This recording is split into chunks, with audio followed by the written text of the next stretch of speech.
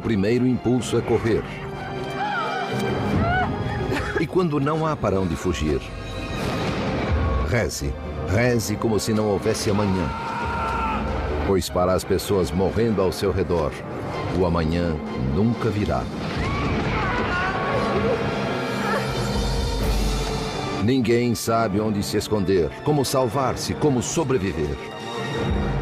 Incontáveis cadáveres. Uma tempestade de violência e loucura. A terrível vingança de Deus. É a peste negra da Idade Média. O maior desastre biológico na história da humanidade. Segundo um contemporâneo, é o fim do mundo. A peste negra. A invasão já havia começado. Trazida sobre as costas de pequenos clandestinos. Uma bomba relógio que destruiria esse belo mundo.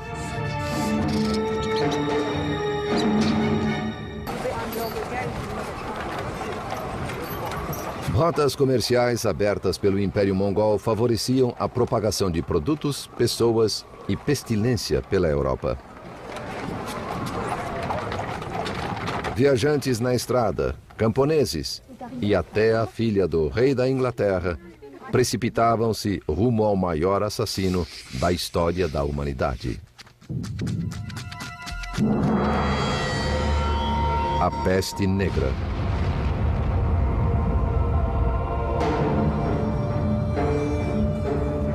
Ao cabo das rotas comerciais mongólicas estava a cidade de Kaffa, no Mar Negro, de onde zarpavam navios mercantes rumo à Itália.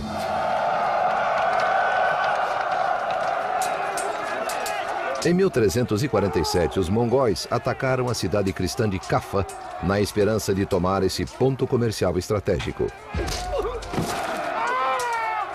No início, a cidade parecia prestes a capitular. Mas, no auge das hostilidades, os mongóis confrontaram um novo e virulento inimigo, a peste. Recorreram, então, a um plano final desesperado. Pode ter sido o primeiro incidente de guerra bacteriológica registrado pela história. Se o episódio é mais lendário que verdadeiro, o fato é que a peste mongol espalhou-se por Kaffa. Embora esses fatos pareçam claros, um mistério permanece. Após um começo tão lento, como a peste se espalhou pela Europa tão rapidamente? Historiadores acreditam que ela pegou carona com navios mercantes a caminho da Europa. E a primeira escala foi a ilha da Sicília.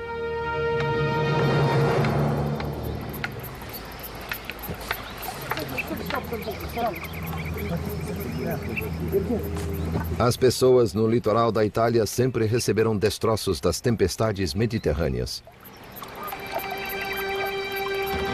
Mas, neste ano, algo diferente surgiu na praia.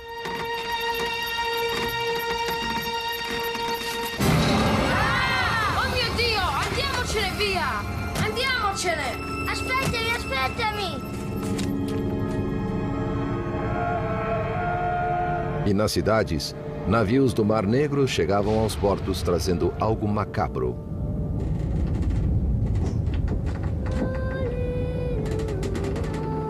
Sob o convés, os italianos acharam um carregamento de cadáveres. Dizia-se que os poucos sobreviventes estavam doentes até a medula. Mio Dio, che male è questo? Quando as pessoas se deram conta do perigo, tentaram banir os navios pestilentos de seu porto. Mas era tarde demais. A peste já começara a se propagar. Não era uma doença qualquer. Era nojenta e dolorosa. Suas vítimas eram consumidas pela febre e pelo desespero.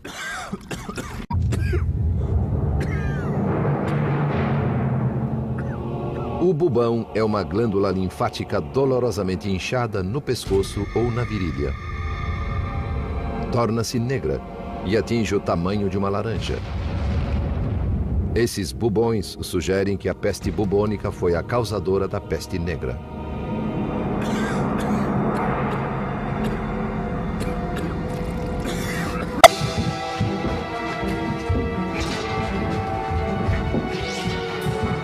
A Europa enfrentava a maior ameaça conhecida pela humanidade. Rápida e mortal, parecia vinda de lugar nenhum e de todo lugar. Quando alcançou as praias italianas, as pessoas estavam totalmente indefesas. Pois a ciência medieval estava imersa na neblina da superstição e da ignorância.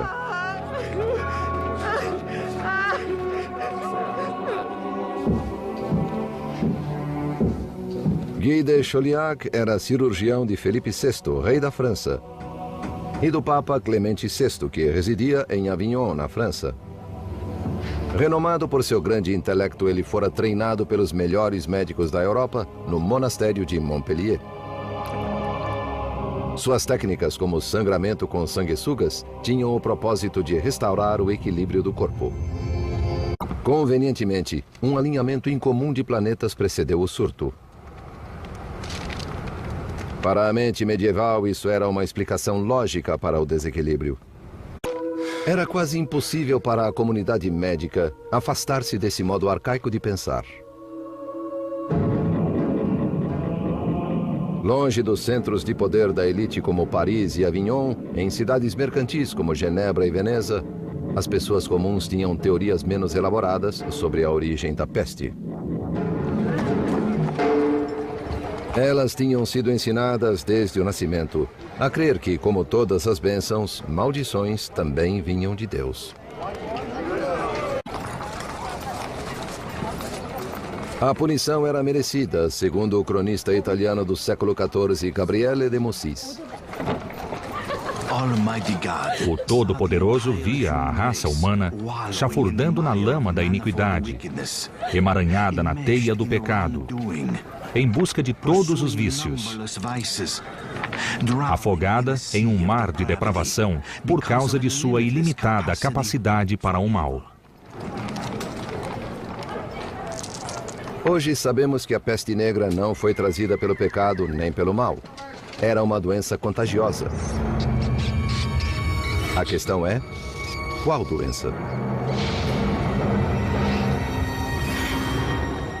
600 anos depois, historiadores e cientistas ainda procuram uma resposta. Por mais de um século, a teoria principal tem sido que a peste negra era uma forma de peste bubônica. Causada por uma bactéria chamada Yersinia pestis, ela é carregada por pulgas e requer um ambiente muito particular para se desenvolver. A Europa medieval era esse ambiente.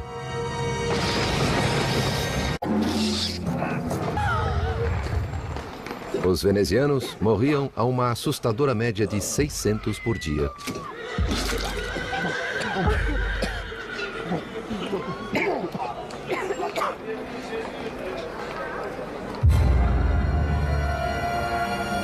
Em janeiro de 1348, a peste entrou na França através de navios mercantes em Marsella. Ela velejou até a Espanha. Em Barcelona, 60% da população pereceu. No começo da primavera, a peste negra navegou até a embocadura do rio Reno para Avignon, onde o Papa residia. Vigneray, je vous en supplie. La maladie frappe à la porte. Não ter para mim a proteger. Embora Guy de Chauliac o instasse a fugir, Clemente VI recusou-se a deixar seu palácio. Em agosto de 1348, a peste alcançou Paris. Metade de sua população morreria.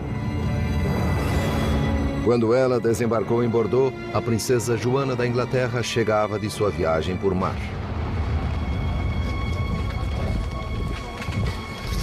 Ela descansaria na propriedade da sua família antes de prosseguir rumo a Castela e ao seu príncipe. Joana era talvez a mulher mais protegida na Europa. Mas arqueiros e muralhas não podiam defendê-la contra um inimigo invisível. Non, non, non! Vous ne pouvez pas passer ici! Non! C'est trop dangereux pour la princesse! Como um fantasma, a pestilência atacava a esmo, dizimando uma família, um bairro, uma cidade inteira. Antes de colher destruição, ela semeava o terror.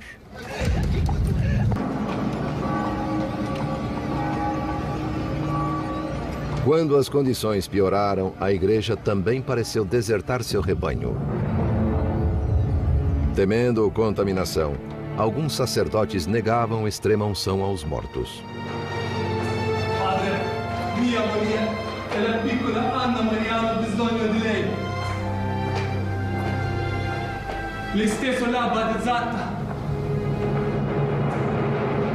Para as pessoas medievais, morrer sem extrema unção era pior do que a própria morte.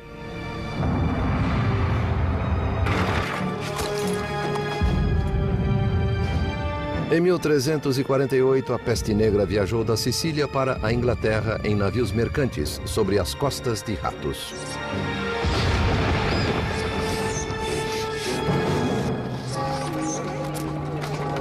Ela já havia ceifado milhões de vidas. Em cada aldeia, em cada fazenda, os cadáveres amontoavam-se, criando uma nova crise. O que fazer com os mortos? No verão de 1348, era preciso cavar 300 sepulturas por dia em Londres. A situação era pior em Avignon. Em um período de 6 semanas, 11.000 pessoas foram enterradas no mesmo cemitério. O Papa benzeu o rio Reno. Inúmeros cadáveres foram consignados a uma sepultura de água. Mas até isso era preferível ao enterro coletivo italiano.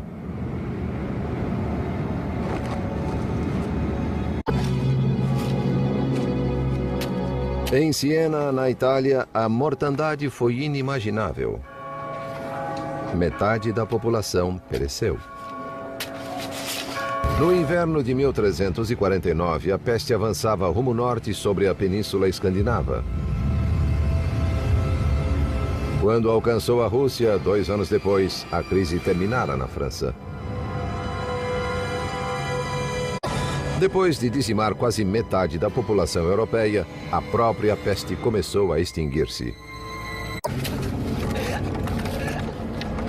A magnitude da contagem final dos mortos é tão vasta que parece impossível. Centros urbanos e comunidades religiosas foram as mais penalizadas. 60% de Veneza foi varrida pela epidemia. Em Avignon, metade da população pereceu.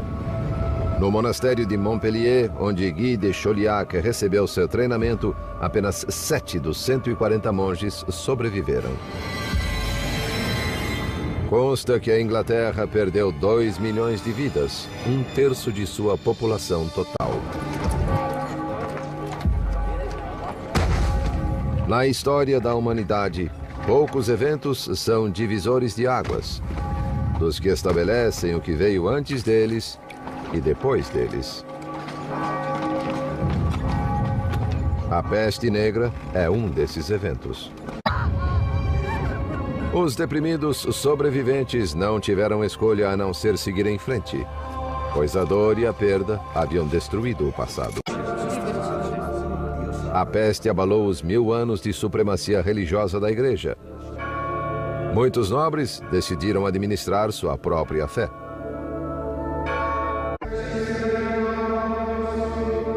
Se a peste fez alguns sobreviventes se aproximarem de Deus, a outros fez buscar respostas na ciência. Hoje, muitos cientistas se perguntam como a sociedade moderna reagiria perante um cataclismo similar. Pois micróbios assassinos ainda existem em regiões remotas, aguardando um hospedeiro para trazê-los aos nossos centros populacionais.